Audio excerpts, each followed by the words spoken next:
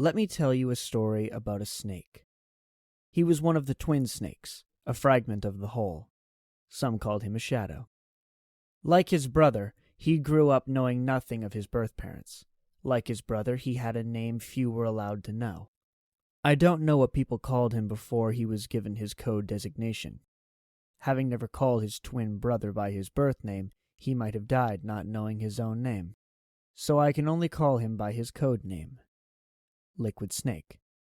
Liquid was raised in the UK to be Solid Snake's shadow, and like Snake, the young Liquid was not aware of, or allowed to learn of, the genetic fate he carried within his DNA. Like Snake, he went into the military at a young age. Then he joined the SIS, a British Foreign Intelligence Service, also known as MI6, where he proved as capable a spy as he was a soldier. Back then, the price of oil was constant and cheap, and the precious liquid was abundant all over the globe. But the market became flooded, and Iraq saw revenues from the sale of oil, the nation's only commodity, shrink, crippling their efforts to rebuild an economy ravaged by the Iran-Iraq War. With Iraq and Kuwait's history of conflict over oil fields, tensions heightened between the two states. War was clearly only a matter of time, and the nations of the world sent their intelligence agencies into action. The only country in the G7 with an existing intelligence network in the region was Great Britain, who had maintained theirs since the colonial period. Although America later came to see Iraq as an enemy, despite having supported Iraq in the Iraq-Iran War, the U.S. government had not yet been able to create an effective network in the region. Therefore, the SIS sent Liquid to infiltrate Baghdad, and there he remained as a sleeper agent. By nature of his birth in the Les Enfants Terribles project, Liquid was part Japanese and could pass as half Turkish and half Caucasian. More importantly, his language abilities were a match for his brother's, and he achieved the near fluency in Arabic. Liquid was gifted.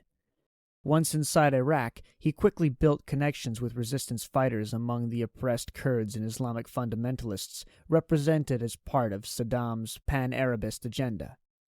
With the aid of his contacts, Liquid was able to remain inside Baghdad even after the beginning of the Gulf War, amid the heavy presence of Mukhabarat, the Iraq Intelligence Service, agents, and counter-spies within the secret police forces known as the Alam Alam.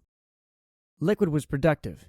He uncovered the location of Scud missiles' mobile launching platforms, detailed of mustard gas production and the movement of Republican Guard tanks. He sent reports of coalition forces who used his information to plan a number of missions. For a short time during the war, both Snake and he were in Iraq and not far apart, one an American Green Beret and the other a spy for the British SIS. Liquid never understood how he, so adept an agent, got captured. Inside the van headed for the secret police headquarters, with a canvas sack over his head, he appraised the situation from every angle. "Where?" he whispered to himself. "Where did I go wrong? Surely I haven't made a mistake. Did someone rat me out? Did they work backward from the list of bombed installations to find a common leak?" What it just came down to was this. Before the end of the Gulf War, Liquid's luck ran out. Liquid was trained to resist interrogation, but reality isn't as easy as training. The tortures of the Alam Alam interrogation squads were beyond imagination. There, Liquid learned how far humanity was capable of going. A man could become boundlessly cruel. Even a revered figure once named an enemy must be seen as less than human. The soldiers who gleefully rubbed salt into Liquid's wounds were Muslims, but everything they did for Saddam. There's not much difference between gods and men. Given absolute freedom, humans will sink to any depth. Liquid witnessed what pitiful creatures chains made of men. Prison camps were designed to brainwash captives into believing themselves powerless and insignificant. Liquid abhorred all that would constrain life to no purpose but to live. After the war, he vanished. Not once did he make contact with London, nor did SIS ever attempt to find him. Maybe the situation was just too uncomfortable for the agency, for you see, they had used him as bait and allowed his capture in order to secure a new informant valuable to Britain. Liquid was, essentially, a human sacrifice to get intelligence from a man close to Saddam. 4 years later, Liquid was rescued by the U.S. military. I don't know where he drifted in the intervening years, but from what I gather, he wandered the world, building his own international network. He never returned to Britain. Instead, he was scouted by the American forces and selected for the high-tech Special Forces unit Foxhound. By that time, Colonel Campbell had already left the unit, and when Liquid joined, he effectively became their new commander. Under his new leadership, Foxhound, once a sizable, albeit hand-selected group, was reformed as a selective, ultra-elite force of a limited number of soldiers with superhuman abilities. Their ranks included Sniper Wolf, Psycho Mantis, and Decoy Octopus. Presumably he met them in those 4 years he spent building his global network. I don't know if Liquid found Revolver Ocelot himself, or if someone else introduced them. Either way, Ocelot was seen at Liquid's side from the very beginning. Whether Liquid went to Ocelot or Ocelot approached Foxhound, the result was the same. Liquid learned of his own secret origin, why he had been born, that his father was the legendary mercenary, that the man known to all in the underworld, Solid Snake, was his brother. When he learned these truths, Liquid again felt the enmity he discovered inside the Baghdad prison camp. Anger towards his creators blossomed into a fiery rage. He revered no gods and no heroes, and he had come to feel contempt toward those who did believe in something. But now he came face to face with the knowledge that he had been born nothing more than a mere reproduction of the genetic code of a person he neither revered nor respected. Suddenly he found himself a prisoner of a fate he'd never wished for. Idols and gods may be forgotten, but his genes were inescapable. His mind, his personality, his intellect, and his skills were all nothing more than traits inherited from his father. The prison camp was nothing compared to this realization. I'm imprisoned in my own body, and my genes make it a life sentence. Surely a certain element of jealousy was involved. He must have surely thought it idiotic that his identical brother, his figurative cellmate trapped in the same DNA, came to be known as the legendary hero, and as the man who made the impossible possible. The accolades bestowed upon his brother were absolute proof of his imprisonment. Liquid started to fight against his fate, to find freedom from despair, and to put his very life on the line, to shout to the world, I am me. I am myself and no one else. I am here. And he would do it by fulfilling his father's dreams. He saw it not as inheriting his father's fate. He would do what his father couldn't, and what his brother couldn't.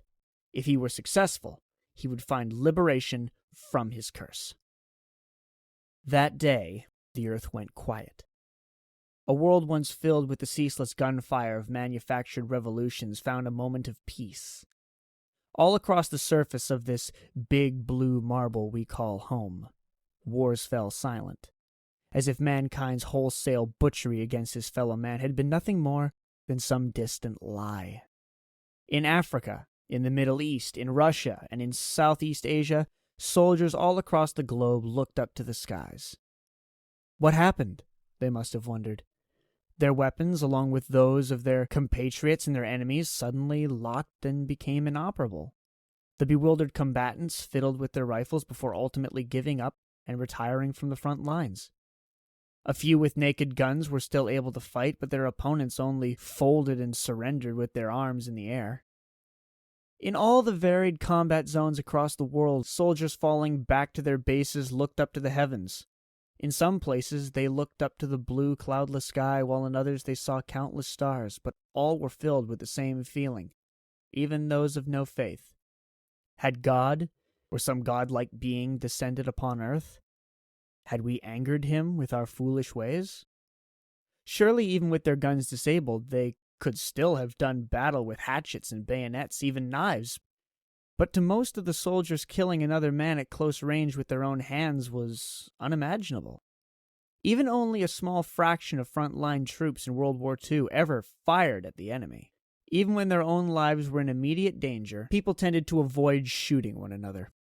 The Vietnam War saw the development of new training methods to condition soldiers to overcome the natural resistance to shooting, but many of them suffered for it after their return home. Psychological damage threw their lives into ruin. That day, not a single fighting unit anywhere in the world attempted to fight by bludgeoning skulls or thrusting blades into hearts. All conflict had ceased. I was in the cargo bay of Nomad, Concerned about Snake's condition, he had already started to recover from the mission, but half of his face was badly burned and his airway ravaged by the smoke and the intense heat sent out an endless torrent of coughs and phlegm. A call came in on the monitor. I accepted the connection and Colonel Campbell appeared on the display. A woman, off-screen, probably Rose, was just finishing straightening his tie. The conjugal display stirred up a flash of irritation in me. Sonny remained tirelessly at Ryden's side. His dialysis and treatment would still take a little longer. I asked the colonel, "How's the White House responding?" "And the public?" "The president has yet to make an official announcement, but the media are starting to pick up on it." Between coughs, Snake added derisively, "He probably thinks he can still keep information under control." Despite his dilapidated state, Snake's mind was still sharp. And yet at times I couldn't bear to look at him anymore, possessed of the will to fight, to see him even now attempting to fulfill his duties. "No, not this time," Campbell said. "The war economy has ground to a complete halt. It's tough to display a crisis of these proportions.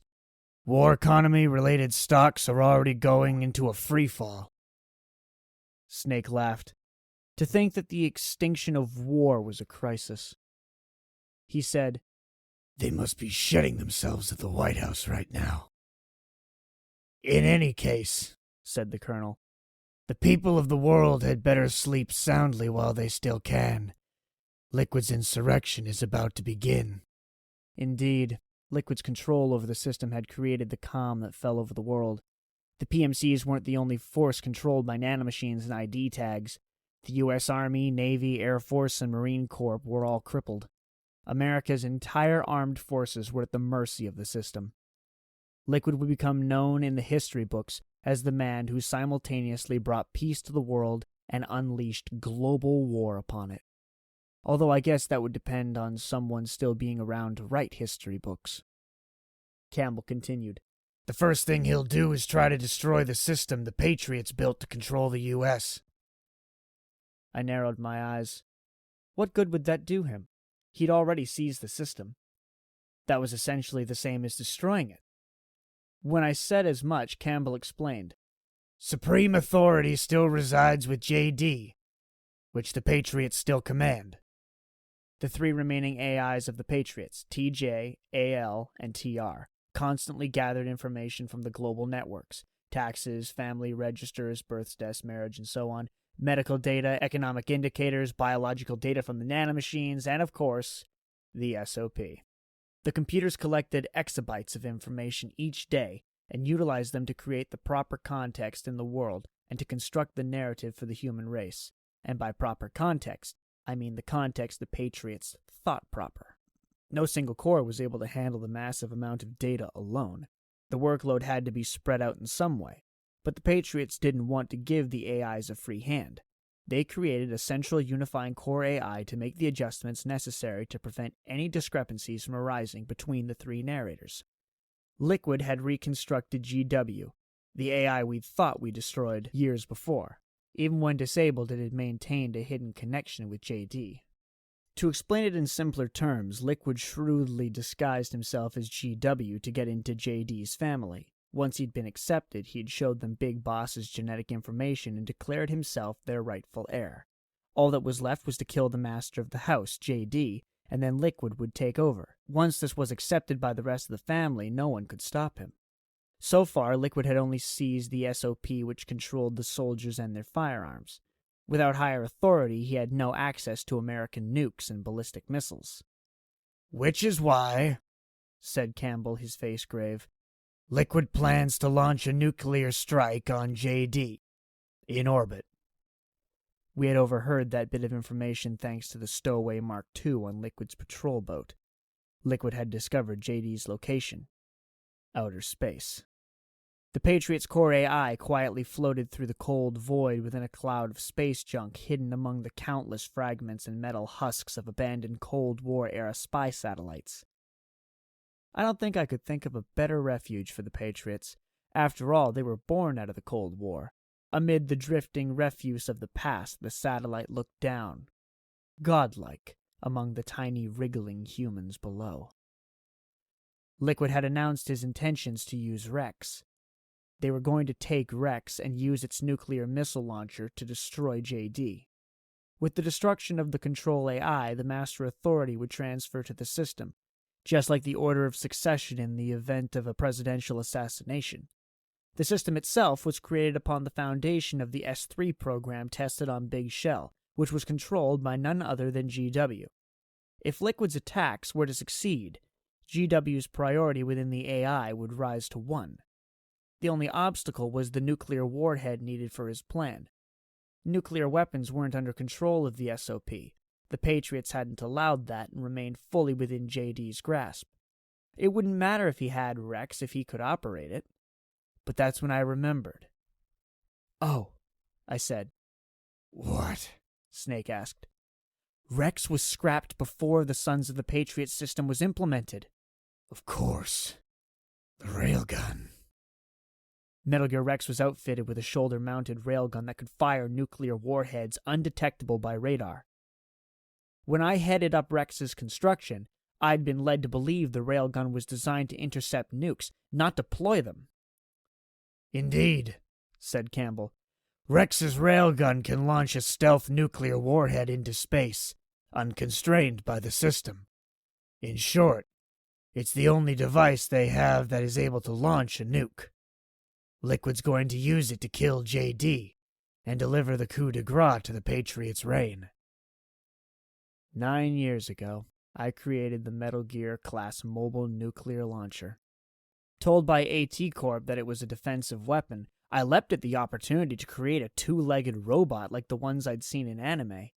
I never questioned my bosses. On Shadow Moses, Liquid described it to Snake as the demon weapon that will drag the world into the 21st century. But now the robot was about to change our 21st century into something entirely new. I asked Campbell, "Where's Rex now?" He lifted his shoulders and looked at me as if it should be obvious. "I think you know. A long-forgotten base in U.S. territory, outside the Patriots' control. The place where Liquid made his debut. The place that serves as a monument to him. Off the Alaskan coast in the Fox Archipelago." Snake spoke first. "Shadow Moses Island." Where Snake and Liquid's battle began. Their ground zero. "If Liquid destroys JD," Campbell warned, "and his GW assumes total control over the system, he'll have the world groveling at his feet, and no one will be able to stop him. Not even the Patriots." I looked to Snake. His face, as I had expected, showed no emotion. He already knew what he had to do. I turned away. Hadn't he already done everything he could? I hated myself for being unable to do anything more for my friend. This old man who would have to end his own life in 3 months. Campbell said, "You're the only one who can save the world now. Snake, I'm counting on you." I hated him for saying that. The world? When had Snake ever asked to be responsible for the entire world? My friend, my best friend, would be dead soon enough. Couldn't you let him be? Campbell cut the transmission. Snake stood and tottered over to Ryden's medical station at the side of the cargo bay. The cyborg was covered with cables hooked to monitoring devices and tubes filled with white liquid wove in and out of his body. Thanks to QR codes, Dr. Madnar had quickly been able to locate the access shunt to the bloodway that substituted for his arteries and veins. A computer hooked up to a bar scanner could read the tags covering Ryden's exoskeleton and display any relevant information for each part, its capabilities, related components, the manufacturer, the production date, even URLs for online help pages. Just as nanomachines filled soldiers' bodies and constantly monitored data about their health, labels covered Ryden's artificial body and contained data about his manufacturer. Sonny was thankful for the tags. In fact, they might very well have saved Ryden's life. If she had needed to stop to look up each and every part, he might not have survived. Still, something about the shroud of wireless ID tags rubbed Snake the wrong way. Sunny must have thought Snake had come to take Ryden, because she turned to him and said, No, Jack can't go yet. He's not ready yet. Then Ryden spoke. Let me go, Sonny. He slowly lifted his arm. The movement was sluggish. He clearly hadn't yet recovered. His voice wasn't even his own, but that of a speaking device in his throat. No, Sunny said sternly. Your dialysis isn't done yet. I'll be fine. Ryden was strapped to the medical bay by several data cables. As much as he tried to move, the cords held him in place. The sight made me think of Gulliver captured by the Lilliputians, except Ryden had been so weakened I couldn't imagine he had the strength to snap free from his binds. When told he wasn't ready yet, Ryden looked straight into my eyes. I shrank back, overpowered by the force of his gaze. From now on, Ryden said, I'm living my life by my own will, not a proxy life, as a slave to someone else's scenario. Snake stared at Ryden, remembering what the young man had said in Manhattan, how Solidus killed his parents and turned him into a child soldier, and how he fled from the nightmare to America, where the Patriots, as part of the S3 project, used him as a pawn and manipulated him into becoming another Snake. None other than Solid Snake himself freed Ryden from that life. Only after he met Snake did Ryden begin to walk his own path, so Snake felt responsibility for meddling in another's life and skewering its direction. He let out a sigh, quiet but heavy with his thoughts. I'm a shadow, he said, one that no light will shine upon. As long as you follow me, you'll never see the light of day. Perhaps Snake felt responsible for Meryl too, and I didn't want to think about it, but maybe he even did for me. Maybe my friend had always carried a sense of guilt. These young people who look up to me, can I even begin to tell myself that their lives are blessed for it? If I am the legendary hero, wouldn't the legend be of bringing nothing but misfortune upon others? Those feelings were part of why he now fought for an ending. Ryden spoke more to himself than as a response to Snake's words. You and I are both just pawns in this proxy war. But once this is over, we will have our freedom. I'll release you. It's the only way I'll ever be free. Ryden, Snake said firmly. What I said 5 years ago, that's not what I meant. I've got nothing to lose. I shook my head. He said he had nothing to lose, and yet he still clung to something. Maybe to the fight itself. The sight was too painful to watch. His near obsession must have tortured Snake, who leveled stern eyes at him and remonstrated. Don't be an idiot. You know you've got someone to protect. Snake, he said, putting on a smile so awkward he looked like he was choking on it. I'm the rain. The light of day holds nothing for me. You've got it all wrong, Snake said. He was still young. He should have still had the strength to bring light somewhere. Snake put his hand on Ryden's shoulders. You're the lightning. You can still shine through the darkness. The lightning. Ryden, look at me. Suddenly Snake ripped the bandage from his left cheek and revealed the scorched skin beneath. Do you see this? I have no future. In a few months, I'm going to be a weapon of mass destruction.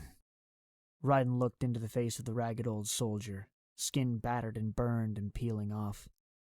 This close, the flesh gave off a distinct, unpleasant odor, the stench of old age, perhaps.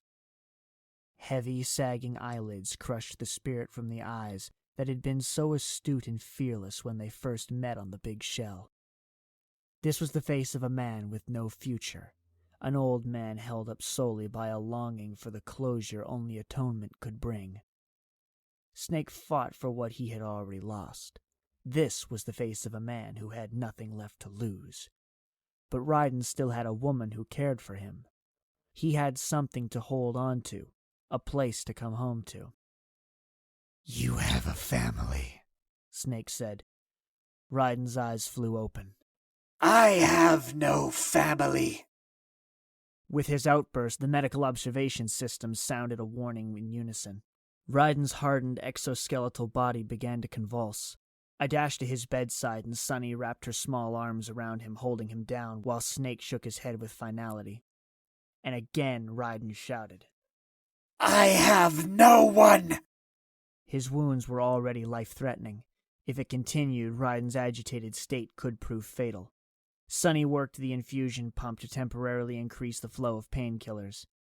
Then Ryden spoke, not with an artificial sound from his throat, but from his own mouth. He said, I have always been alone. As his chin moved, the oxygen mask, only loosely held in place, slipped to the floor. Teardrops ran from his white eyes down his cheeks and onto the bed, and then the drugs pulled his consciousness back into an opiate haze. His unsteady breaths regained a steady rhythm, and his eyelids grew heavy and shrouded his eyes. I let out a relieved sigh, and my tensed back muscles returned to normal. Softly, Snake spoke Ryden's name, the man whom Snake, albeit unintentionally, had torn from a better and rightful life to further his own cause. Just as he fell into sleep, Ryden squeezed out the raspy words, Don't leave me here alone. Snake got on one knee, drew close to Ryden's ear, and gently whispered to the unconscious man, This is my fight. My destiny. Snake's words seemed as much directed at himself, reaffirming, This fight isn't Ryden's. It's not Meryl's. You don't have to get hurt. Snake stood, removed the bandages covering his injured body, and retrieved his equipment and maintenance tools from the storage area at the rear of the bay. Just as I decided to help him, he began to cough violently. The noise was terrible and sickening, like the depths of his lungs were convulsing. I ran over and went to pat his back, but he shook off my hand and put Naomi's auto-injector to his neck. Its contents had mostly calmed him down, but clearly the drug's effectiveness was diminishing. I couldn't take it anymore. The emotions I'd suppressed through Campbell's call came out all at once. Snake, stop! I said. You can't handle any more of this. He put his hand to the wall and tried to steady his breathing. I'm not dying right this moment. That's not what I mean. You can't beat Liquid. He's got the Patriots' own control system on his side. Not only are weapons useless, but the U.S. military is in shambles. And even if it weren't, Liquid's has the men and machines to match it. All else aside, our opponent controlled 60% of the global military might, but now any forces that would stand against him were frozen as if by magic. So why did this man alone have to fight? Things can't get any worse, Snake. Face it. We've lost, I said. We never stood a chance. I'd let my emotions vent, and Snake just looked at me. He never appreciated becoming the subject of concern. Although he might have jokingly complained at times, he always dealt with everything himself. Snake, of all people, knew he couldn't fight this by himself. At Shadow Moses and the Big Shell, he learned that there were situations in this world he couldn't make it through alone. That was all the more reason for him to fear others getting hurt on his behalf. Even when the battles had been too much for him alone, as long as he could make any of the responsibility his own, Snake always carried the guilt. Having seen the crossing of Snake and Ryden's lives, I don't think I've ever found Snake's tragic sense of responsibility so painful as with Ryden, who had come to embrace battle. Snake, eyes still on the wall, put his hand on my shoulder. It's not about winning or losing, he said. We started this, and it's our duty to finish it. Then, having nothing left to say, he returned to his equipment check. As I helped him prepare for combat, I quietly cried. I'd known that would be his response. I'd known I couldn't stop him no matter how hard I tried. I think Snake noticed I was crying, but he didn't speak. The two of us worked together in silence. With the fate of the world and that of humanity at stake, I prayed for one single thing. For the noble soul of my friend, who continued to fight despite a body covered with injuries, to find peace.